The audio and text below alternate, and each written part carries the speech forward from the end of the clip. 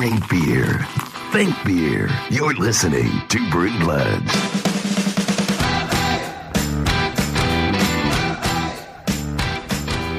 I fear the man who drinks water and so remembers this morning what the rest of us said last night. A Greek proverb. A very lengthy proverb, but allegedly a Greek proverb. Man, you're not even trying anymore. You're just saying Greek, like Greek proverb and stuff. You're not even assigning a fake name anymore. Look, there are so many names in the dictionary, in the name dictionary. I can only pull so there's like John, Bob, Bill. Are those in the dictionary? In the name dictionary. Oh, okay. The namery. I don't know. What do you...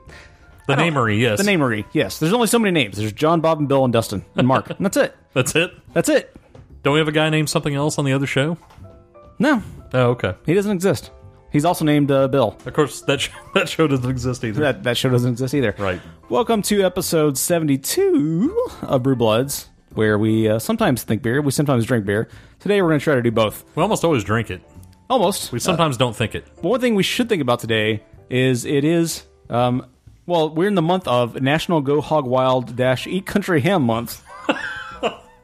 What is country ham versus regular ham? It's hogs that were raised in the country and made in the country. Oh, okay. None of city folk ham. No city folk city ham? Okay. It's like country mouse versus city mouse, except it's ham. I don't even know what that analogy means, but...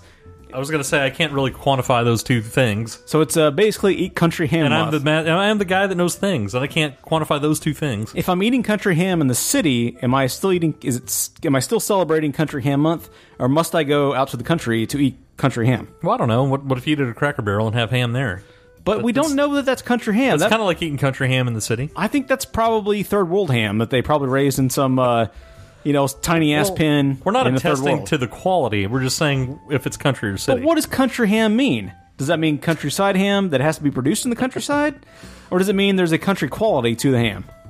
I'm going to say there's a country quality and it has to be produced in the country. Does it mean you have to be sitting in a rocking chair, dressed in a barrel, with a straw, you picking your teeth with some straw? Well, you have to say a lot like that. Yeah, a lot of suspenders with barrels. You have to have tobacco and a corncob pipe. That's right. Is that the only way one can enjoy Country Ham Month? Or National Go Hog Wild - Eat Country Ham Month? That is the only way you can. Now, I will also notice that in conjunction with Country Ham Month, today is also Old Farmer's Day. Well, to give you a little definition of what country ham is, it was first mentioned in print in 1944, referring to a method of curing and smoking done in the rural parts of North Carolina, South Carolina, Tennessee, Virginia, Georgia, Kentucky, Missouri, and other nearby southern states. So you have to cure it and smoke it in a certain way that those states do it to be qualified as country ham. But only in the Carolinas. Well, no. So you have to be wearing... Tennessee, Virginia, Georgia, Kentucky, or Missouri, or other nearby southern states. So you have to be smoking a corncob pipe, wearing a barrel with suspenders, spitting tobacco, curing and smoking ham out in the country, somewhere in the South, in the nebulous South, according to some prescribed formula. You have to salt cure it for 1 to 3 months. It's a very specific holiday. Yes, it is. Very limited impact on that holiday. I don't think we're bringing national awareness, really, to country ham. So long story short, forget about eating country ham month. Yeah, but we can celebrate Old Farmer's Day, because that's what today is. Old farmers, not young farmers, not middle-aged farmers, only old farmers. I prefer it as its alternate name of Moment of Frustration Day. No, that's a different holiday. We're just going with Old Farmer's Day today. This is also the Moment of Frustration Day, so if you would like to also express a moment of frustration, just be like, "Ah! Oh! I'm so angry and frustrated. Oh, for this moment, I'm so frustrated." Now I'm good. The moment passed, I'm good. And the moment's passed, yes. Yeah. No more frustration, not allowed for the rest of the day. Not until this day next year are you allowed to express one moment of frustration. I'm frustrated because I can't eat country ham. I understand. We're not in the Carolinas. We're not wearing barrels. We're not smoking corncob pipes. Right. We can only enjoy city ham. Not country exactly. ham. We have to have generic city ham. Generic Dallas ham. Yeah. Not allowed. Even if we go to a Cracker Barrel, it's city ham. You can't enter the doors of Country Hamville without your barrel and suspenders. It's very unfortunate. It is unfortunate. I would like to enjoy some country ham. On the ham spectrum, of which there is one. It's pretty popular. It's right up there with Roy G. Biv. It's like the ham rainbow, yeah. Yeah, exactly. My mother-in-law's in Spain right now, where they have the world's most delicious jamon, which is another pork product, a variation on ham. And every region or district within Spain sort of has they all have a little bit of national pride around their jamon. And variations on that. What's that? Is she going to mail you some ham? I hope so. A nice an envelope just stuffed like with in ham. an envelope. Yeah, just raw ham. Yeah, it won't be refrigerated or anything. Right, with a delivered by John Ham, of course. Oh, of course. Is this not National Country John Ham Day? Sure, why not? If John Ham dresses in a barrel and smokes a corncob pipe, will he be accepted even if he's in the city? If he salt cures himself, yes. And we've expressed our moment of frustration. We're celebrating ham, come on, and we're also celebrating Old Farmers today. None of you young rapscallions, old farmers. Only old farmers. You have to be a member of the AARP to be celebrated as a farmer today. We eat country ham out on the farm. Out on the farm where we cure our old country ham while wearing our suspenders with barrels. Why do they always start out sentences with a really long well? Like, well, I don't know why I'm talking like a Rhode Island clamman here. See? From the 30s. Now we're going for the 30s, see? The business, see? Extra, extra. We've well established that your accents are all over the road. Oh, they are. Yeah. I've never climbed professor of stuff, not of accents. No, not of accents. Definitely not of accents. It's one of my least talented talents. Let's talk about the Great American Beer Festival. It just happened last week. A number of least talented talents. It's least talented talents. Yeah. And the winners, we'll mention a few here. The large brewing company and brew of the year was Pabst and Greg Duz. I don't know how you say his name, but we'll just go with Duz.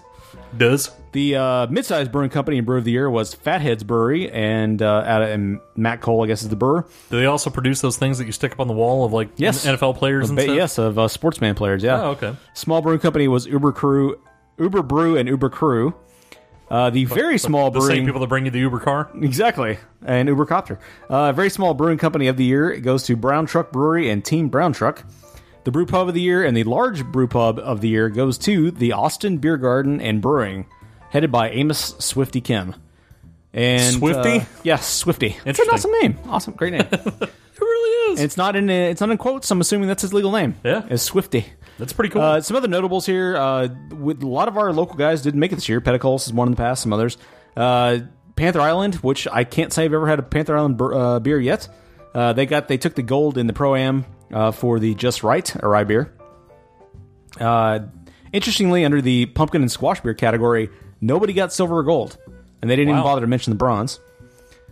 Although there was a pumpkin spice beer that won. Also out of Texas, out of Granbury, Revolver, which was just bought by AB InBev, right? That's correct. Not completely. Well, whatever. Majority stake. Yeah, majority stake. They got a gold for the Anodyne Wheat, which is also a wine barrel, which we're going to have next week. And other than that, let's see. Industry. Looking forward to that, Mark. I am. Yeah, I expect a lot from that beer. Yes. Austin Beer Garden out of Austin won for the German-style Pilsner. Got gold for that. There's a lot of other... Just call it Austin Beer Garden? Oh, and one more. Out of Spicewood, Texas. They won for the... this was Big Drought. They won for their classic Irish-style dry stout. They got silver. Where's that? Like 2 eggs or something? Yeah. It's somewhere near 2 eggs in Gun Barrel City. Oh, okay. So congratulations to them. Now, somebody posted an article about why is the GABF in Denver? Shouldn't we move it out of Denver? And it's because of science. So this guy says... Why should we move it out of Denver? Like, who's pushing that? This one guy out of craftbeertime.com. No. He says Denver is roughly 5,000 feet above sea level.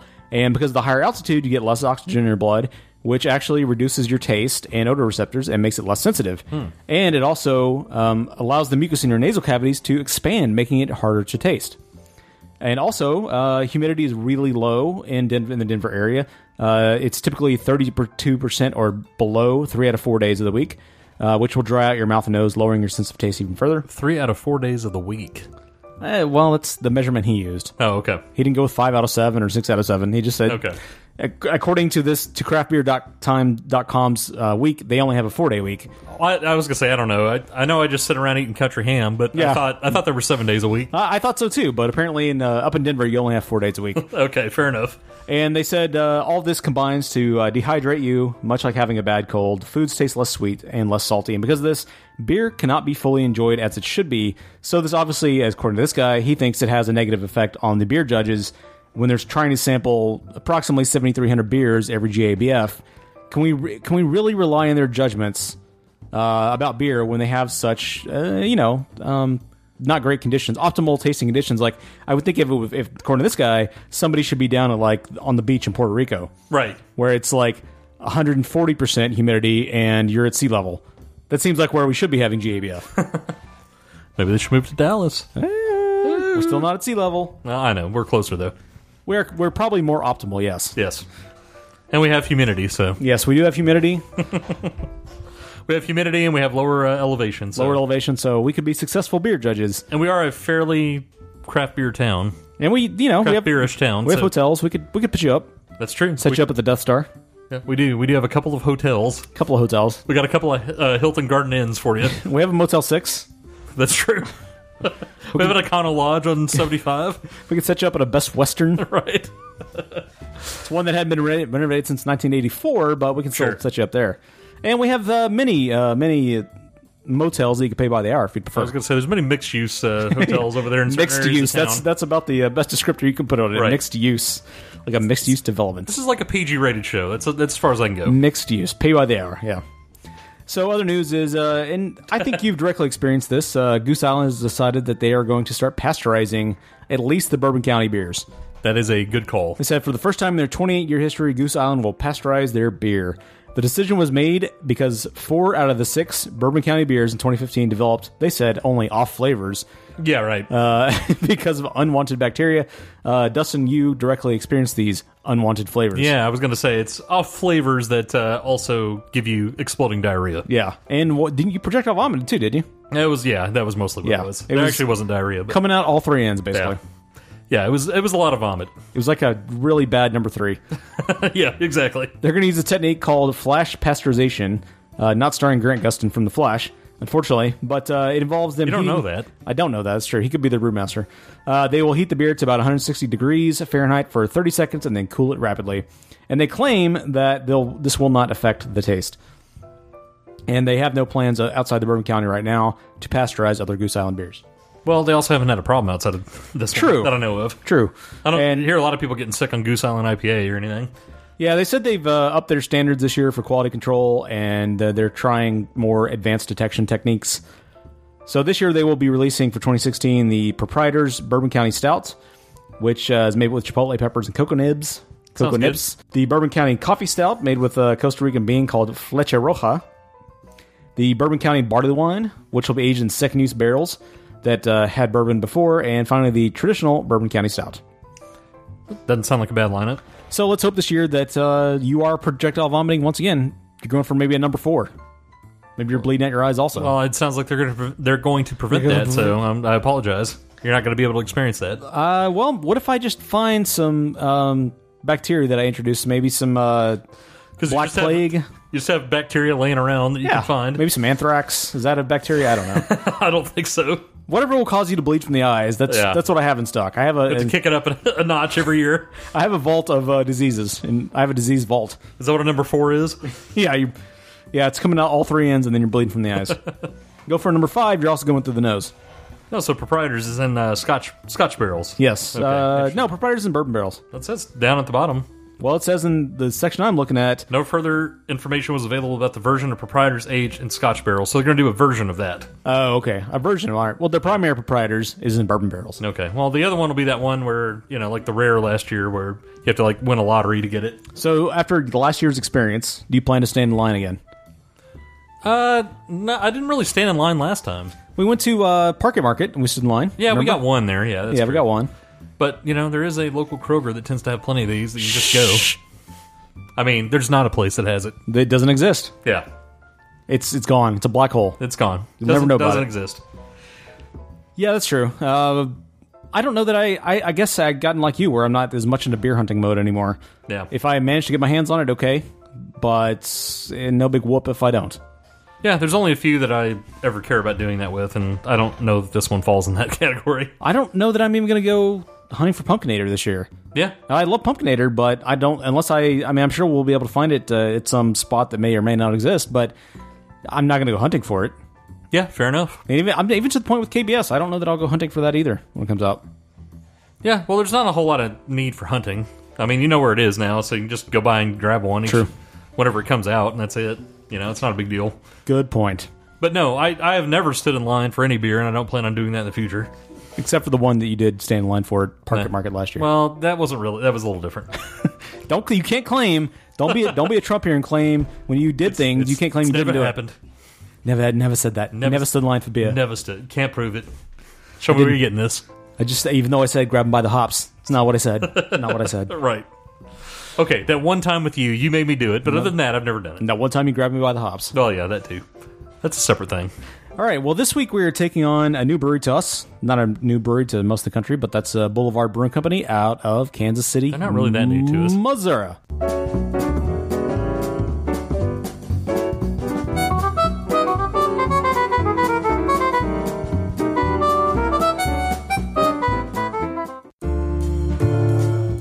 One of the first steps in brewing beer is mashing, and no, it has nothing to do with the monster mash.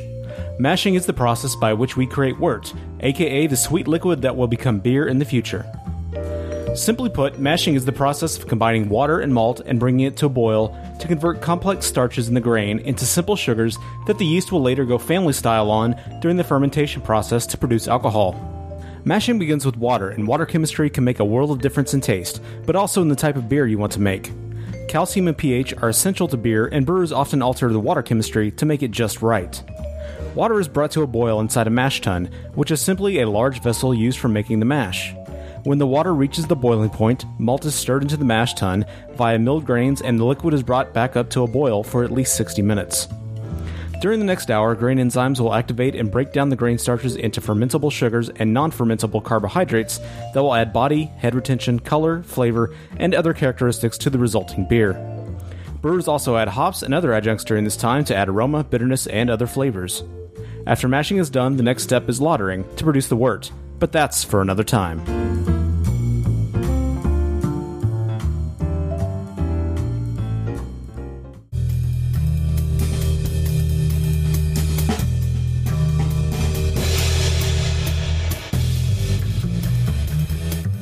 Okay, when I said new to us, I meant new to the show, not new to the city of Dallas. They're all over the country, all over the place. They are. So that's the whole thing. I'm speaking directly to our audience. That's new the whole to the show. thing. Okay. We've never colored or covered Boulevard. We never colored it. We never colored it. It's new to the show, not new to these United States. Well, that's true every week, though. We've never reviewed the same beer twice. Rogue was not new to us the second time. That was a different beer, though. Well, a different beer. I'm saying Boulevard fair is enough. new to us. All right. Both in beer and in brand. Fair enough. But you never have specified that before in the 70 shows we've done when we've, out of 68 of them, done new beers. That's because I'm continually trying to innovate the show. Okay. Trying to make it better. Well, you didn't tell me in pre-show. I'm trying to make it better. I didn't know. I didn't know it was your new bit. Trying to make it better for the listeners is Guys, I like to. From now on, I'm going to say every week that this is a new brewery to us. Even when it's not, I'm going to continue to say that. Yes. Okay. I don't know why you talk like that pre-show, but hey guys, my name is Mark Brockman. Yeah, exactly. You're basically Ted Knight before we actually get on air. Exactly. For all the kids, the Ted Knight reference. Yeah. For all the kids, the Ted Knight reference. They remember Ted Knight. The millennials will know all about him. What? That's a real reduction. Real current reference. I hear they're making a remake of Mary Tyler Moore on MTV next year. Are they? Okay. Starring sexy teens. Right, exactly. Lou Grant and Mary get it on or something. Just a three-way with him and Ted Knight. Right, exactly. And Murray. Murray has the camera. It's the Murray, Ted Knight, and what's his face, Lou, just having a gangbang, just pulling a train on Mary. Exactly. And Rhoda, of course. We got to toss Rhoda in. Oh yeah, next. And the new Betty White. They'll have the same Betty White, but she'll go by new Betty White. Right, exactly. It's more like Mary Tyler Whore.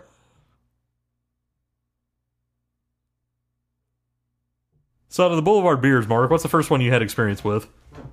One of the multi-packs back in the day. I can't. Maybe that's generic. Didn't they do like the pyramid? Didn't they have a pyramid, or was that? No, maybe that was made by Pyramid. I can't remember. I know Pyramid made the Pyramid multi-pack. I believe it was some sort of Hefeweizen, but I can't tell you. I haven't had a Boulevard in a long, long time. Well, the first thing I had was the Tank 7 because that's so common and all over the place. And I'm not normally a Saison fan, but that was actually pretty solid. That's a pretty good little beer, and it's pretty common, too. They're not a brewery I ever seek out, though, to be honest with you. Outside of these special releases that we're going to talk about, I don't seek out the regulars very often. No, I don't either, and when we went to, I can't remember, there's some generic restaurant over in Garland, and their one specialty beer that they had was the Double White IPA from Boulevard. So I went with that. That's also a pretty good little beer. So my experience with Boulevard's been good. Yeah. It's just not vast. That's fair. I mean, they have a presence here. They're just not. It's not a very big footprint. No. They're here, but they don't make a lot of impression here. To be sure, they don't. Outside of the special releases, they don't. Yeah, they don't make a big splash here. Well, since we already referenced Tank 7 and the Double White IPA, those are actually two of their highest rated and most rated beers. They get a 98 overall, and they get a 98 and a 94 in style, respectively. So pretty good little solid beers there. Pretty good. They have the Smokestack series, which both of those are in, and then the next one down, the 6-glass quadruple apt quadruple, which is really interesting the way they named it. I think that's something to do with Abby's. It's a Belgian quad. Yeah. Oh, okay. I forget what the ABT stands for, but okay. Well, that one also gets a 97 and 89 in style. They have the Single White IPA, which gets a 90 and 84 in style, and then they have the Brett Saison. That gets a 97 and 99 in style. So, all really highly rated beers, and their top 4 or 5. They all get 90 plus. So everybody seems to like them. And like I said, the ones I've had, I've enjoyed when I've had them. And by the way, it's pronounced Abt apparently, and it is a style of beer. I thought it was a abbreviation for something. Oh, okay. But it's specifically a name given to the darker of Belgian beers of quads. Oh, okay. Well, I apologize for not knowing that. Knowing is half the battle. I apologize too. Yes. I apologize. But at least we did educate ourselves and correct ourselves. Right. So leave us alone, Reddit. Let's go away. Go away, Baton. Saison Brett Saison. That's one of the more interesting names. Saison Brett Saison. So you said you have had Boulevard, some exposure to Boulevard? Sure. Yeah, they're more common variants. Yeah. Yeah. Tank 7, like I said, that's all over the place. And I think the Single White IPA is not too uncommon. Yeah, the only beers I buy from them are the big format beers. Much like we're drinking today, that's the Smokestack Imperial Stout X Coffee Ale. I've had their stout aged in whiskey barrels, which is quite delicious. But that's the only Boulevard beers I really seek out every year. Well, Mark, he's specialty only. He doesn't like the mainstays. Yeah, I'm a fancy man. Yeah. I'm definitely a fancy pants Fred. He gets the ones that normal people have to stand in line for. He just gets them. That's right. I'm like the Liberace of beer. The Liberace? Liberace of beer. The Liberace of beer.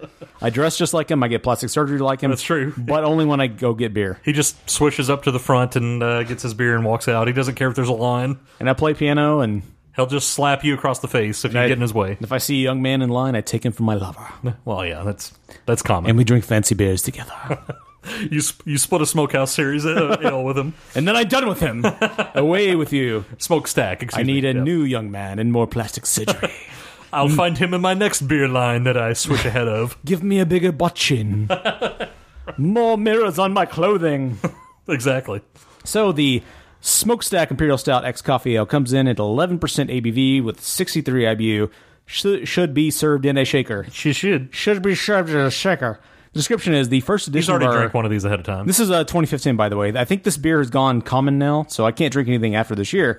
But it's now comes in at 9%, by the way. But it's not under the Imperial Stout X brand anymore, the Smokestack series. But the first edition of 2015 incorporates freshly roasted Ethiopian Sidamo beans from our friends and neighbors at the roastery. After fermentation is complete and the beer has been crash-cooled with the yeast removed, our brewers transfer Imperial Stout into a sanitized stainless tank that has been fitted with bags of coarsely ground coffee beans. I appreciate it being sanitized. I do too, after your Bourbon County experience. Yes. We allow the beer to rest on the coffee for 24 hours minimum before removing the beer from the coffee beans. Imperial Stout X Coffee is not barrel aged. The resulting beer is a marriage of huge round chocolate and caramel notes for the base beer with smooth layers of sweet citrus and floral flavors and aromas from the coffee. Gets pretty good ratings too. 91 from Beer Advocate, 99 overall, 89 in style, and a 4.07 from Untapped. That's pretty solid. Out of almost 10,000 reviews. Yeah. Unique. Yeah. All right, well, let's find out about the history of Boulevard Brewing Company. Boulevard Brewing became a concept in 1988 when founder John McDonald started construction of the brewery in a turn-of-the-century brick building on Kansas City's historic Southwest Boulevard. A vintage Bavarian brew house was installed, and the first batches of beer were produced in the fall of 1989. Later that year, the first keg of Boulevard Pale Ale was delivered in the back of John's pickup truck to a restaurant just a few blocks away. Major expansion occurred in 2006, when a building adjacent to the original brewery raised Boulevard's brewing capacity to approximately 600,000 barrels per year, a sizable increase from the 6,000 barrels originally planned. The new brewing and package facility takes into account sustainability. This facility was designed to be a model of sustainability in an urban setting. It's a 3-story, 70,000 square foot building housing a new state-of-the-art 150-barrel brew house, packaging lines, administrative offices, and hospitality rooms. Boulevard Brewing has a large catalog of year-round offerings, including the unfiltered wheat beer, pale ale, bully porter, 80-acre hoppy wheat beer, KC Pills, tropical pale ale, and a variety of IPAs. Their ABVs range from 4.4 to 6.2%. The BJCP for an Imperial Stout is that the overall impression is that it's an intensely flavored big dark ale with a wide range of flavor balances and regional interpretation, so variable by style. That's very generic. Despite the intense flavors, the components need to meld together to create a complex, harmonious beer, not a hot mess. I can't believe that's an official description. I know. Don't create a hot mess now. So what are your expectations for this beer, this coffee ale? It's an Imperial Stout coffee ale. I expect it to be slightly boozy, and I expect it to taste a lot like coffee. I'm wondering if this is not going to be unlike the, not that I'm expecting it, but more like a raw coffee, almost like what we had with the community, was it the coffee mosaic that they did? Yeah, but that was a little, But that was like raw coffee. Right, but this is like a base style that's a stout instead of an IPA, so I think this will be more normal. I'm guessing it's going to be less raw, maybe a little bit of raw coffee, maybe more, since it's got the Imperial Stout base, it's going to maybe more represent a more well-rounded roasted coffee, something like that. I think so too. Yeah. So the aroma expectations for this should be rich and complex with variable amounts of roasted grains, maltiness, fruity esters, hops, and alcohol. The roasted malt character can take on coffee, no surprise, dark chocolate, or slightly burnt tones, and can be light to moderately strong.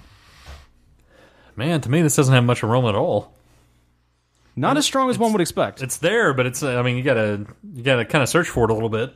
Normally, you can just kind of put it by the nose, and you get a good whiff of coffee and the stout aromas that you get normally. But you kind of gotta like stick your face in it. So definitely some caramel chocolate notes there. So maybe some nougat type smell. A little bit of nougat, Caramel. Yeah, caramel. Exactly, caramel. Yep. A little bit of caramel California smell there. Just a little bit. You're right. It's not as odorous as, not in a bad way. It's not as the aroma is not as heavy as one would expect from a big beer. Yeah, it's supposed absolutely. to be a big beer, coming in at 11% on this one. But yeah, it's balanced, but not very present. Yeah, I would agree. And I mean, it's fine, and it works for what this is going to be. I'm just surprised it's not more present. It's kind of like a looky-loo of beers. I mean, he's there. You don't always see him, but he's there. You really have to look for him. He's the Where's Waldo of aromas. It's you look for him, you can find him eventually. Always a looky-loo. It's crazy. But he's not someone that's... always a guy named Lou, too. Yeah, always a Lou. Yeah. It's strange. He's not some Ryan Lochte just standing out demanding all the attention. Definitely more of a Where's Waldo of aromas. Yeah. Where is he? There he is. Yeah, he's there. Over there. He's there in the brown and white striped sweater, but he's there. Yeah. We eventually found him. Yeah. So the appearance, the color should range from dark reddish brown to jet black, opaque, deep tan to dark brown head. Generally has a well-formed head, although head retention may be low to moderate. Head retention's pretty decent on this one. It is pretty decent. Yeah, it is very opaque, almost black. The head is very tan brown, so it fits pretty well according to expectations. Yeah, it's very black. And it pours out of the bottle pretty quick. The head forms really quickly, so much so that I had a little bit of a pour over. That is true. And there was so much carbonation. I poured it at an angle, trying to keep so much head. I don't like that much head, so trying to keep the head from forming so much, from mushrooming as it were. He got to gingerly suckle the head on the original pour. Yeah, exactly.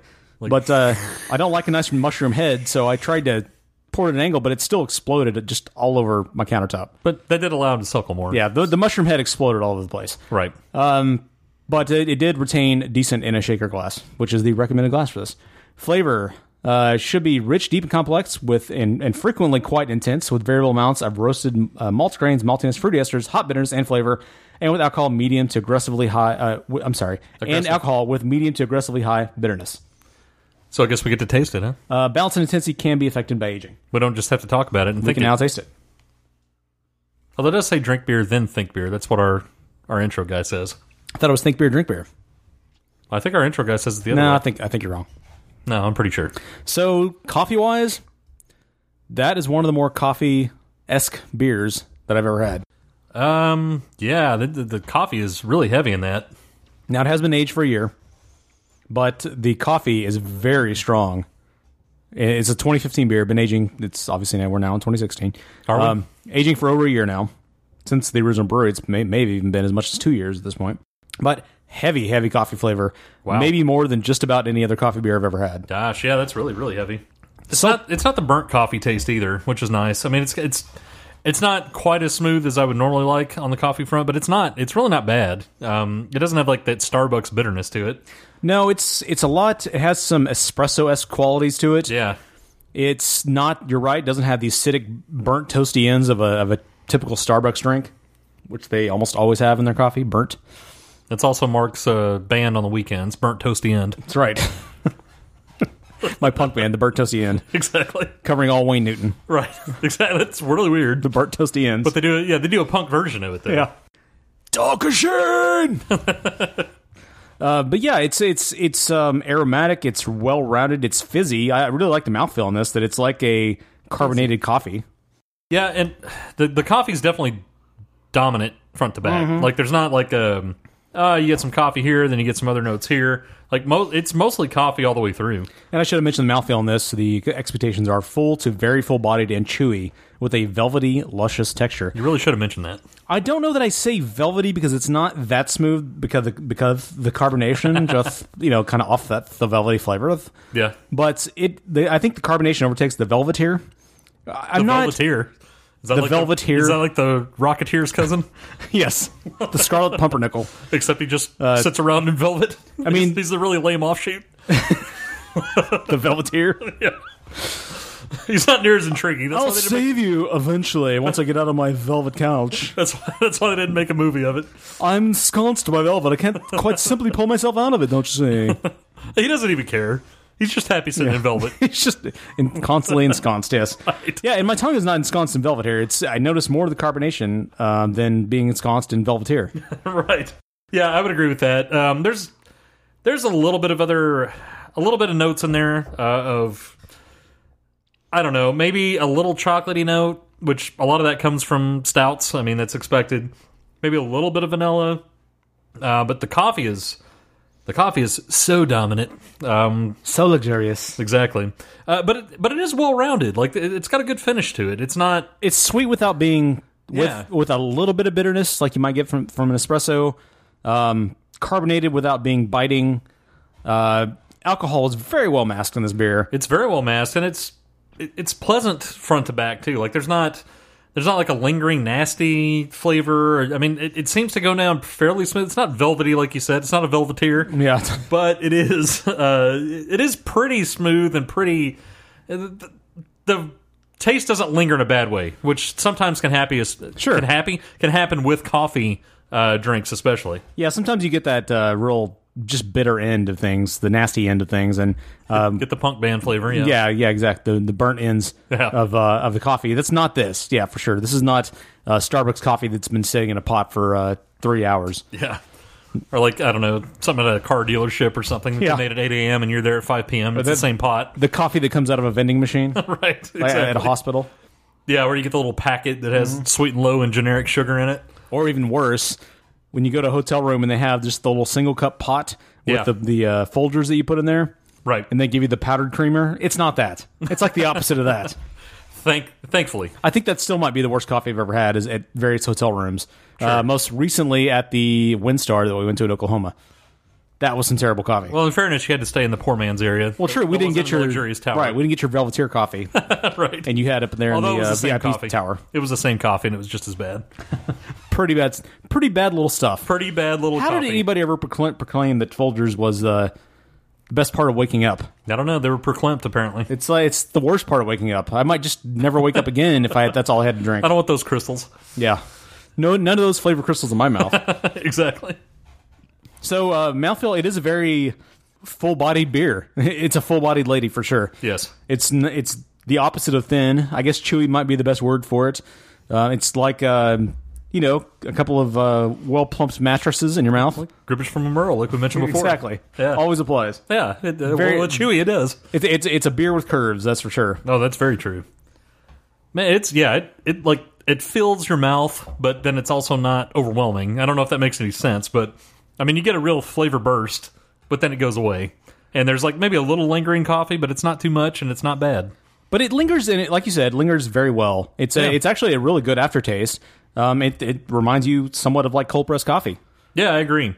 Someone called it very sweet, but also a bit of a palate killer. I don't agree with that at all.